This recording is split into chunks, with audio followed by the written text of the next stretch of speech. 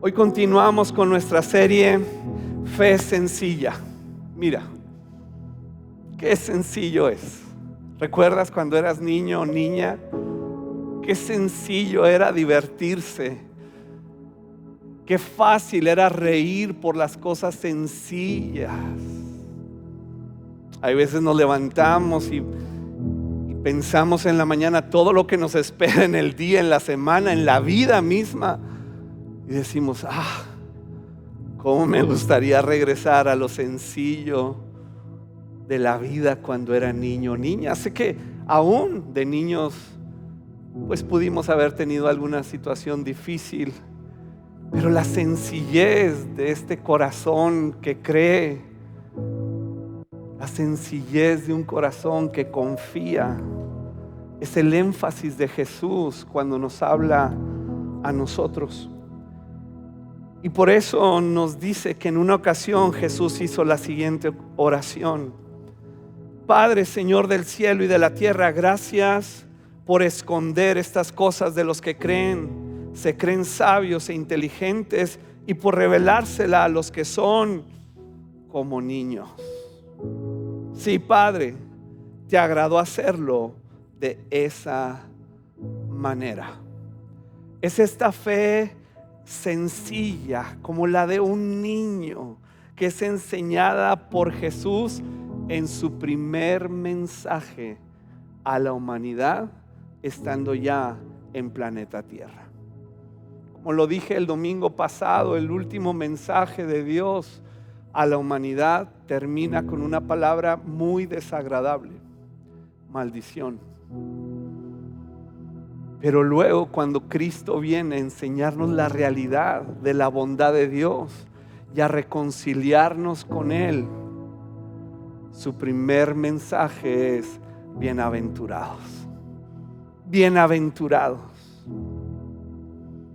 ¿Qué significa bienaventurado?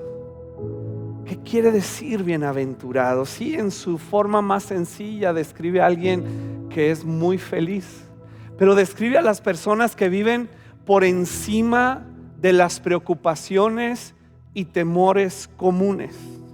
Sí vamos a preocuparnos y sí van a venir temores a nuestro corazón, por supuesto. Pero la fe sencilla, la fe de un niño, el bienaventurado es que puede vivir por encima de estas preocupaciones y estos afanes. Cuando Jesús termina una parte de su mensaje, conocido como el Sermón del Monte, dice a sus discípulos: ustedes deben ser perfectos como su Padre que está en el cielo es perfecto. Pero de esa manera tan simple de entender perfección, sabemos que nadie lo puede lograr. ¿Quién no ha cometido errores? ¿Quién no ha pecado y ofendido a Dios o a otro ser humano? Todos nosotros, sin excepción. Sin embargo, lo que significa es aquellos que se levantan por encima de las tendencias humanas naturales para vivir una vida en el Espíritu Santo. No una vida religiosa, no un autoconvencimiento de ser buenos, no, para nada. Es vivir y atender a la persona del Espíritu Santo para poder elevarnos por encima de estas tendencias humanas naturales. Bienaventurado describe una condición de increíble estado de bienestar. Y de nuevo, no porque las cosas son perfectas en nuestra vida, sino por lo que Dios está obrando en nuestros corazones. Es este estado de bienestar, de satisfacción, y una palabra en la que hemos insistido en la serie anterior y en esta, un estado de contentamiento. Estoy muy contento. ¿Por qué? Si no tienes motivos aparentes, humanos, no sé cómo decirte que realmente estoy muy, muy contento.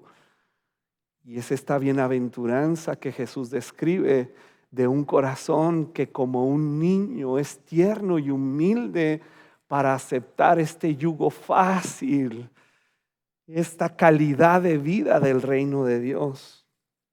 Y Jesús enseña a sus discípulos la fe sencilla como la de un niño que deja al lado la hipocresía religiosa. Sí, la hipocresía religiosa y la vida orientada a la simulación de un bienestar artificial. Porque así es la religión, e insisto mucho, si te darás cuenta, en diferenciar lo que es la religión de una vida centrada en Dios, en Cristo y en el Espíritu Santo. Es una diferencia radical. En la religión es que yo procuro ser bueno, yo procuro esta apariencia, yo procuro y me esfuerzo, pero llega a ser muy artificial. Pero cuando es producida por Dios en el corazón, entonces se genera una bienaventuranza, un contentamiento. Sin embargo, este estilo de vida que Jesús ofrecía planteaba un desafío frontal a todo lo que damos por hecho, que es la forma en que las cosas funcionan en nuestro mundo. Al escuchar las bienaventuranzas te darás cuenta que no es un mensaje popular, no es el estilo de vida que como seres humanos adoptamos en nuestra cultura. Las bienaventuranzas presentan un cambio radical en nuestro acostumbrado sistema de valores, en los cuales las bienaventuranzas se definen más bien de esta otra manera. Las bienaventuranzas humanas, culturales, sociales y religiosas, que pueden decir: bienaventurados los ambiciosos. ¿Por qué? Porque se ganarán el mundo. Sí, así es. Bienaventurados los duros, porque la vida no les lastimará. Bienaventurados los que se quejan, porque finalmente se saldrán con la suya. Bienaventurados los insensibles, porque nunca sienten pesar por sus pecados. Bienaventurados los esclavizadores, porque tendrán ganancias. Bienaventurados los eruditos del mundo, porque conocen el medio en el que viven. Y bienaventurados los que causan problemas, porque ellos lograrán que los tomen en cuenta. Estas son las bienaventuranzas, y habrá muchas otras más y diferentes definiciones de cómo nuestra cultura define la manera de ser feliz, de tener contentamiento, de sentirse seguro, de cómo conquistar el mundo. Pero Jesús dice: hay otra forma. Hay un estilo de vida superior que no se genera en la tierra, se genera en el cielo y se establece en la tierra. Por eso en el mismo sermón de la montaña Jesús enseñó esta oración: Padre nuestro que estás en el cielo, santificado sea tu nombre, venga tu reino y hágase tu voluntad como en el cielo, así también en la tierra. Las bienaventuranzas nos muestran esta fe sencilla que recibe el reino de Dios y transforma al ser humano desde el interior, no del exterior, para recibir algo que muestra una vida sí feliz, pero que es artificial, porque finalmente no tiene un sustento y una permanencia. Y aunque logremos demasiado por nuestra propia inteligencia, y que no está mal, la verdad es que no es posible tener una real ganancia de lo que Dios ha diseñado para nosotros si no es a través del reino de Dios.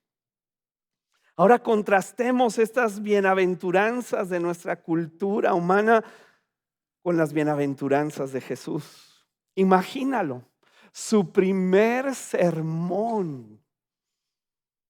Dios esperando 400 años para hablar a los seres humanos. Y dice, lo primero es bienaventurados. ¿Quiénes? ¿Quiénes son bienaventurados? Y lo primero que dice, debes tomar en cuenta algo muy importante. Está diciéndole a un pueblo judío que está esclavizado por los romanos, que sufren por los saqueos de los romanos, que no tienen la libertad de gobernarse a sí mismos. Y Jesús trae un mensaje que no es popular. Y cuando tú estás en una condición difícil de vida y te dan estas bienaventuranzas, dicen, no, pues no me ayudes, compadre. Porque yo esperaba que la bienaventuranza me dijera otras cosas que alivien mi dolor de una manera inmediata. Lo quiero ya, instantáneo. Pero Jesús está hablando más allá de una actitud, está hablando de un proceso y de un estilo de vida que se va estableciendo al conocer a Dios, al relacionarse con su Espíritu Santo y al comprender la Escritura para que el reino de Dios se establezca en sus mentes y corazones. Y entonces la primer bienaventuranza es bienaventurados los pobres en espíritu. Uf. Pues ya estamos pobres. ¿Más? Imagínate Pedro. Te aseguro que ese Pedro, mira, cuando dijo pobres, volteó a ver al otro. Más de lo mismo. Sí, Pedro, pero pobres en espíritu. Pero ¿cómo logramos esa pobreza si ya estamos pobres en otras áreas? Y todavía Jesús nos pide otro estilo de pobreza. ¿Es un voto de miseria? No. Es un reconocimiento de la insuficiencia espiritual. La religión te dice, dilo, decláralo, decrétalo. No, esas son estupideces, con todo respeto. Jesús dice, no, así no jala la cosa. La cosa funciona cuando tú te presentas ante Dios y dices, tengo una insuficiencia que me es imposible saciar. Los que pasamos por COVID y tuvimos insuficiencia respiratoria, te sientes terrible cuando te bajaba la oxigenación y estabas como pescadito fuera del agua. Gachísimo. Y necesitas esta ayuda del oxígeno, de un aparato que inyectaba al aire. Aquellos que han tenido algún tipo de insuficiencia se darán cuenta que la ayuda es esencial. ¿Y qué experiencia tan increíblemente satisfactoria es que en esa insuficiencia alguien llegue y tú estás incapacitado? Alguien llegue y te dé lo que tú necesitas, porque tú no lo puedes producir. Y Jesús está hablando a aquellos que habían escuchado por mucho tiempo que la invención de la religión había cambiado de alguna manera radicalmente el hecho de que el hombre fue hecho a imagen y semejanza de Dios. Ahora la religión lo que hizo es crear a Dios, a un Dios, a imagen y semejanza del hombre. ¿Por qué? Porque somos bien inteligentes, porque somos bien suficientes. Pero tan sencillo es ver hoy en día que no cae lluvia y nos sentimos angustiados porque ese líquido que nos permite vivir está escaseando. Y son cosas que a través de la naturaleza Dios nos habla. Yo no estoy diciendo que Dios lo permite. Yo estoy diciendo Dios nos habla. Y nos dice a través de esa insuficiencia de agua, ojalá que te des cuenta, Luis, que así eres insuficiente para proveerte una vida en el Espíritu Santo que te traiga una gran satisfacción. Puedes crear a un Dios a tu imagen y semejanza. Puedes crear sistemas religiosos, rituales, eventos, pero esa es tu creación y tu invención, lo que te hace sentir suficiente, y calla tu conciencia que te está diciendo: eso no está jalando, eso no está funcionando. Y entonces, bienaventurados aquellos que reconocen esta insuficiencia espiritual. Jesús está atribuyendo un gran valor al espíritu humilde. El profeta lo dice, que el alto y majestuoso, el que vive en la eternidad, el santo, Dios dice: yo vivo en un lugar alto y santo al que tú no puedes acceder. Pero ahí están los del espíritu arrepentido y humilde, y yo restauro el espíritu destrozado del humilde y reavivo el valor de los que tienen un corazón arrepentido. No es que vivamos en una falsa humildad diciendo: no, yo no soy nadie, no, yo no merezco. No es ese sentido. El sentido es aquel corazón que se quebranta delante de Dios y le dice: yo tengo una insuficiencia, y por mucho conocimiento que pueda adquirir, queda vano, inservible, son como trapos viejos y sucios, porque yo lo que necesito para satisfacer mi corazón, mi alma, para sanar mis heridas y ser libre de todas aquellas mugres que me traen a la depresión, la angustia y los pleitos, no son el conocimiento, no son los sistemas religiosos, no es lo artificial de una vida que pretende ser alguien y no lo es. Yo lo que necesito eres tú. En ti está mi contentamiento, en ti está mi saciedad, en ti está mi sanidad, en ti, solamente en ti, solo por fe, por tu gracia, es que yo tengo en ti todo aquello que tú has provisto en Cristo Jesús.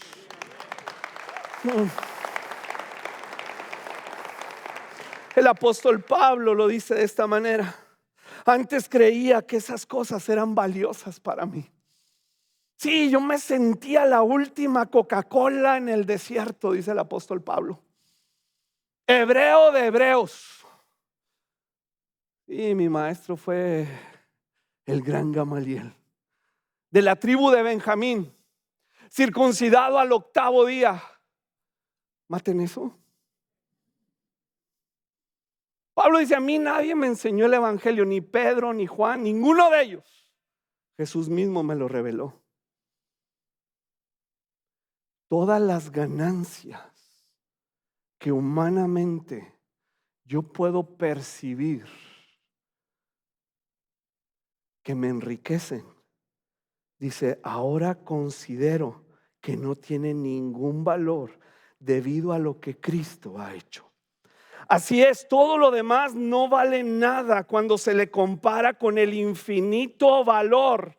Esta es la clave de la pobreza espiritual.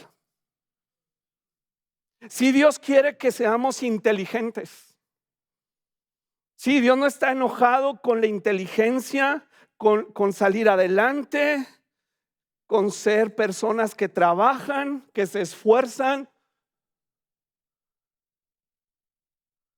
Pero cuando yo comparo esto con el infinito valor de Cristo, crea en mí un sentido de mucha pobreza. Cuando cantamos tú eres santo y permitimos que el Espíritu Santo nos muestre esa santidad, la sientes inalcanzable. Yo soy pobre. ¿Comparado con qué? Con Él. Si me comparo con otro ser humano, tal vez me vuelva muy soberbio. Porque digo, no, pues yo, como el fariseo que leímos de la historia el domingo pasado, no, yo no soy como ese. O me puedo deprimir pensando en todo lo que me falta. Pero cuando lo comparo con el infinito valor de conocer a Cristo, es que el Espíritu Santo me dice, tú eres bien pobre. Y eso, queridos, a nadie nos gusta. Y choca con nuestra mente que está capacitada, informada, de decir, no es cierto. Yo sí puedo, yo esto, mis oraciones han logrado. Tus oraciones no han logrado nada. Lo que ha logrado es Dios en tu vida. La oración no es poderosa. Lo que es poderoso es Cristo Jesús, glorioso y eterno en su trono, que nos atrae para orar algo que Él ya ha decidido darnos y que nunca nos imaginamos que nos diera con tanta grandeza, con tanto amor, con tanta abundancia. Pero cambiamos los valores. ¿Por qué? Porque yo soy rico en mi vida religiosa, en mi vida de oración. ¿Es bueno orar? Claro, por supuesto. ¿Es bueno leer la palabra? Claro. Pero eso no es lo que me enriquece. Lo que me enriquece es Cristo Jesús. Y yo estoy insuficiente. Ese es un golpe terrible para nuestro egoísmo. No se pongan serios. ¿Cuál es la promesa para los que tienen esta actitud humilde y dependiente? Dice Jesús, bienaventurados los pobres en espíritu, porque de ellos es el reino de los cielos. De ellos. ¿De quiénes? De los pobres en espíritu. De los que consideran esa insuficiencia, Dios los ve, y el Dios que habita en ese lugar de santidad inaccesible dice, vente a este lugar celestial que describe el apóstol Pablo a los Efesios, en donde nos ha sentado con Cristo Jesús, en este lugar de honra, en este lugar de gracia, de sabiduría, de bondad y de provisión. Vente, no es un lugar terrenal, es un lugar celestial. Mira cómo lo dice el apóstol Pedro: vivimos con gran expectación y tenemos una herencia que no tiene precio, una herencia que está reservada en el cielo para ustedes, pura y sin mancha, que no puede cambiar y no puede deteriorarse. No puede. ¿Por qué? Porque esa riqueza se genera en el cielo y se derrama en aquellos pobres en espíritu. Y continúa Jesús diciendo, bienaventurados. Ahora, ¿quiénes?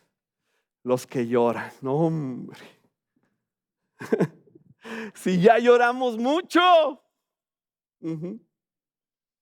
Pero acuérdate, este llanto proviene de una pobreza en el espíritu.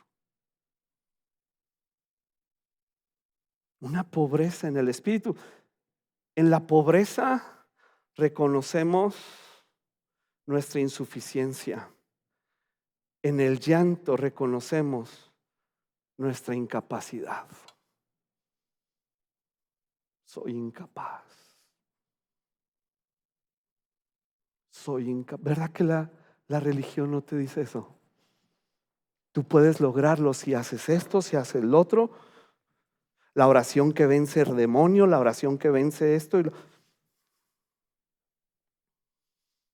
La religión te va a enseñar muchas fórmulas para lograr, para adquirir, para sentirte satisfecho y poner a Dios en el banquillo de los deudores. Tú me debes. ¿Por qué? Porque yo ya hice.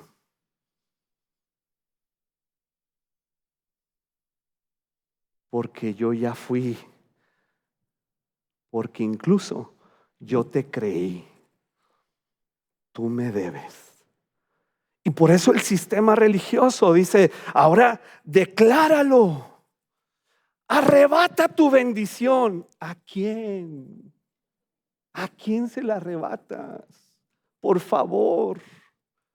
Si Cristo Jesús en la cruz del Calvario nos enriqueció, nos dio todo, ¿tú crees que el diablo tiene tu bendición? No hay un lugar en la Biblia que diga eso. Son los sistemas religiosos inventados para producir autosuficiencia y autosatisfacción, dejando a Dios fuera de la fórmula de la satisfacción real. Y entonces Jesús viene y dice: bienaventurados los que reconocen su insuficiencia. Pero luego, al reconocerla, ¿qué crees? Vas a llorar porque vas a reconocer tu incapacidad. En esa incapacidad es que Dios nos enseña a orar. En esa incapacidad es que nos enseña a clamar. En esa incapacidad es que nos llama al ayuno. En esa incapacidad, no para lograr ser ahora capaces, sino porque al ver las bondades de Dios en Cristo Jesús, yo creo, yo sé y confío que Él es bueno, y entonces simplemente yo derramo mi corazón al llamado del Espíritu Santo para decir: yo soy incompetente. Te necesito en mi vida, en mi matrimonio se está yendo al caño. Mis hijos están fuera de tu voluntad. Yo soy incompetente, insuficiente, te necesito.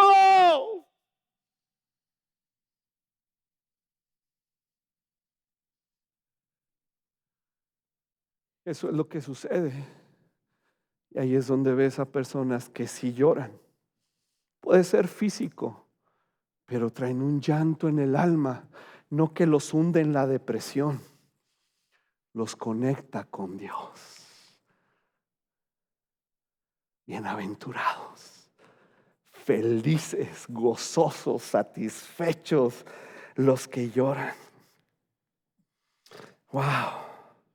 El apóstol Pablo lo dice: por eso me deleito en mis debilidades, en los insultos, en privaciones, persecuciones y dificultades que sufro por Cristo, pues cuando soy débil, entonces soy fuerte.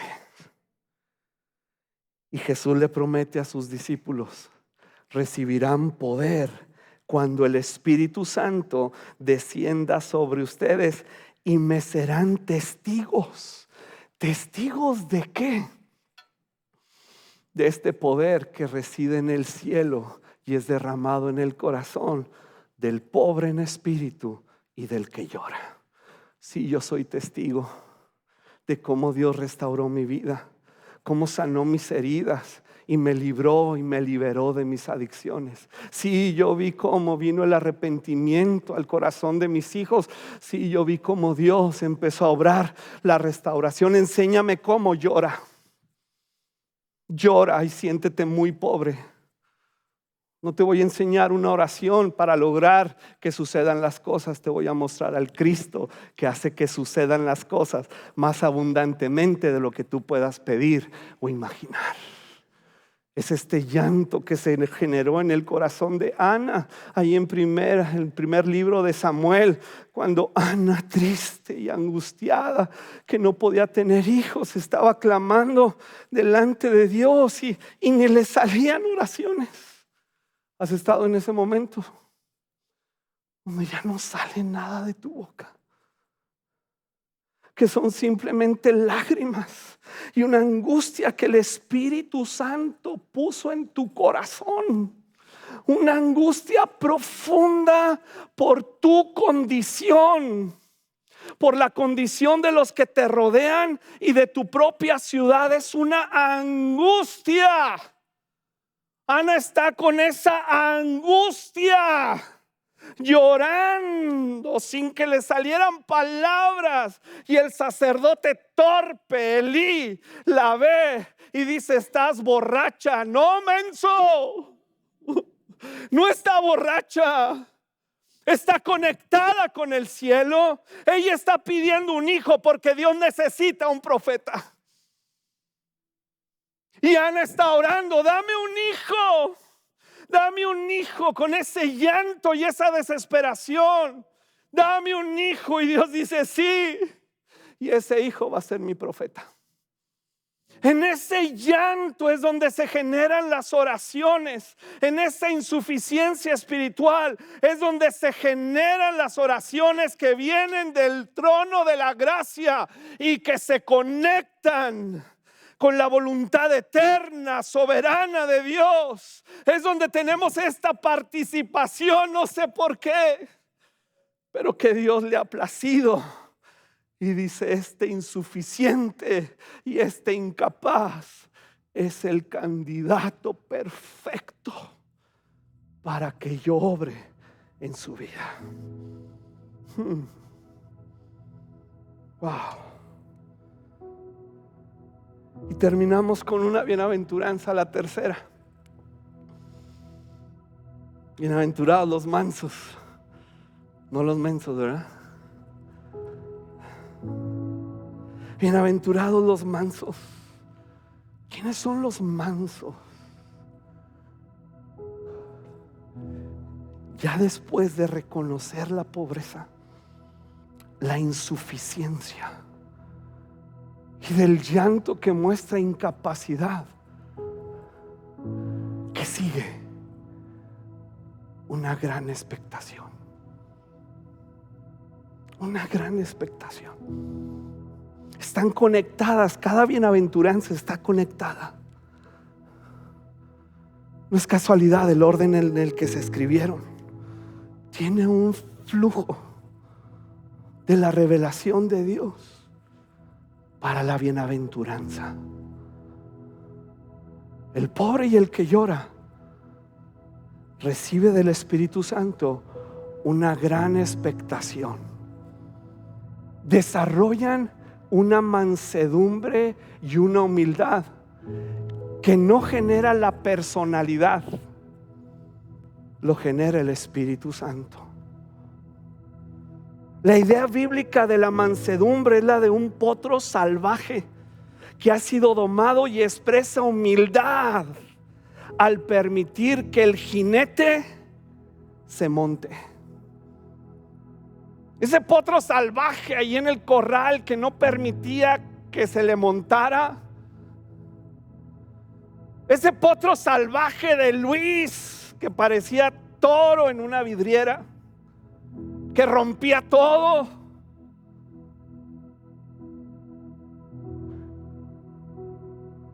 Ahora la pobreza y el llanto le ha permitido generar una expectación para decirle a Dios: súbete, súbete, venga tu reino y hágase tu voluntad.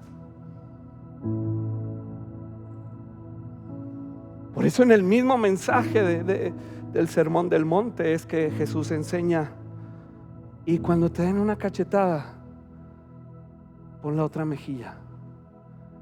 Y si alguien te obliga a llevar la carga una milla, llévala 2. Porque ya estás pasando por este proceso de la pobreza en espíritu, del llanto y de la mansedumbre, para decir: súbete, Dios. Yo soy como ese burrito que metió a Jesús a Jerusalén. Yo soy. Gobiérname. Ya no quiero ser ese potro salvaje. Ya no quiero ese orgullo y esa arrogancia, esas mentiras de la religión que me he tragado y que creo que yo genero la bendición a través de mis acciones. Eres tú, Señor. Eres tú en mi corazón, eres tú en mi casa, eres tú en mi matrimonio. Eres tú. Los mansos, bienaventurados los mansos. ¿Cuál es la bendición que Jesús promete a los mansos? Mira nada más esta belleza. Recibirán la tierra por heredad. Los pobres en espíritu, ¿qué reciben? El reino.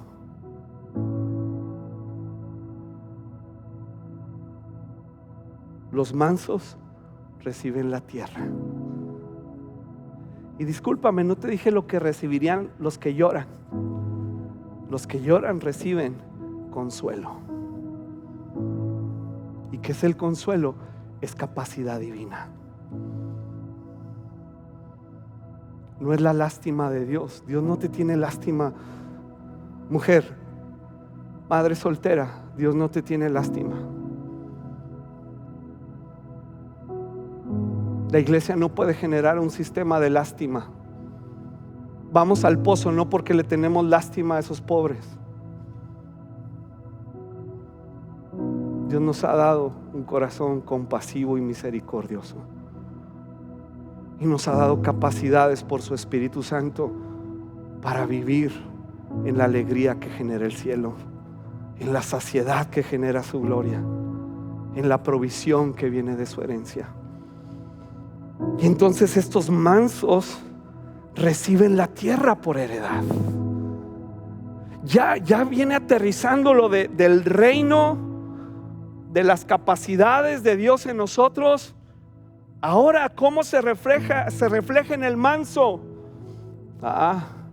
Que es bien inteligente para los negocios. Está heredando la tierra. Está heredando la tierra.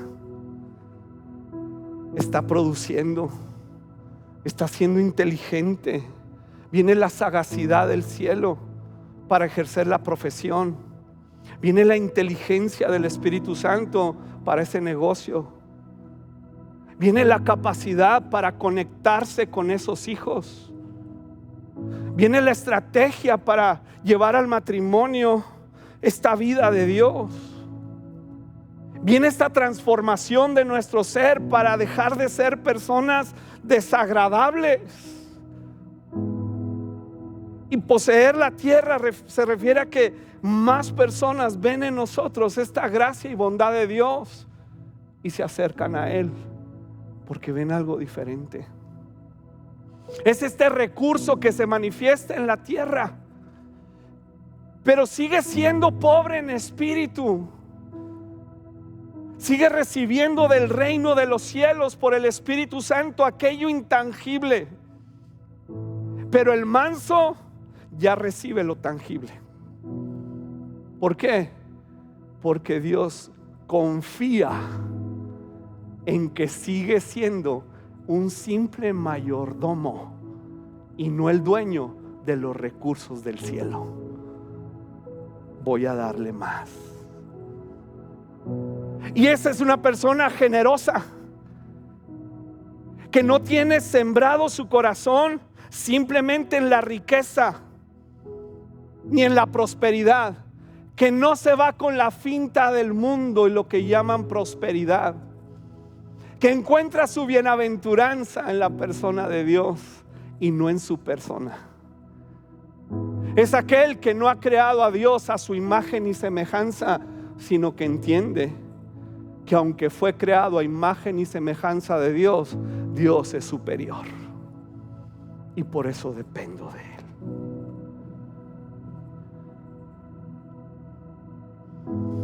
Tendrá la tierra por heredad. Y en el mismo sermón Jesús nos dice: no se preocupen por la vida diaria, si tendrán suficiente alimento, bebida, suficiente ropa para vestirse. ¿Acaso no es la vida más que la comida y el cuerpo más que la ropa? Miren los pájaros, no plantan ni cosechan ni guardan comida en graneros, porque el Padre Celestial los alimenta. ¿Y no son ustedes para Él mucho más valiosos que ellos? ¿Acaso con todas sus preocupaciones pueden añadir un solo momento a su vida? ¿Y por qué preocuparse por la ropa? Miren cómo crecen los lirios del campo, no trabajan ni cosen su ropa. Sin embargo, ni Salomón, diría otro, ni Obama, con toda su gloria se vistió tan hermoso como ellos. Si Dios cuida de manera tan maravillosa las flores silvestres que hoy están y mañana se echan al fuego, tengan por seguro que Dios cuidará de ustedes, mansos. porque les dio la tierra por heredad. ¿Por qué tienen tan poca fe? ¿O por qué no desarrollan una fe sencilla?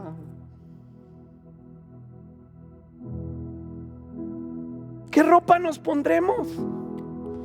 Esas cosas dominan el pensamiento de los incrédulos, pero su Padre Celestial ya conoce sus necesidades. Busquen el reino de Dios por encima de todo lo demás. Lleven una vida justa. Cuidado, no está diciendo que te vuelvas un religioso fariseo. Está hablando de la justicia de Dios en Cristo Jesús, de la pobreza en espíritu, del llanto en el Espíritu Santo y de la mansedumbre. Esa es la justicia de Dios, y Él les dará todo lo que necesitan.